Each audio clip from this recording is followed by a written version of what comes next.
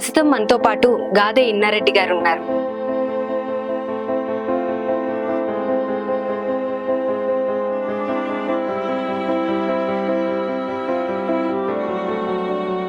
ఆ pink colour ఒక ప్రత్యేకత ఏంటి అసలు? 2000 సంవత్సరంలో ఈ గులాబీ జెండాని రూపొందించడం,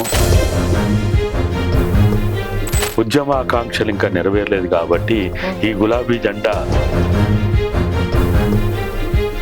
ఒక ఆశ్రమం, అనాథాశ్రమం పెట్టాలి అనే థాట్ అసలు మీకు ఎలా వచ్చింది? ఎక్కడ బీజం పడింది? ఈ ప్రపంచ చరిత్రలో ఈ చరిత్ర గమనాన్ని మార్చిన వాళ్ళు ఎక్కువ మంది అనాథలే.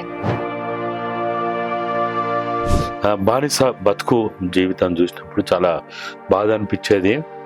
ఇక నేను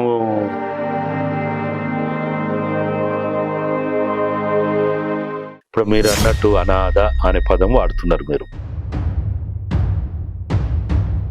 అనాథ అనే పదానికి అసలు డెఫినేషన్ ఏందనేది రాజ్యాంగం లెక్కలేదు.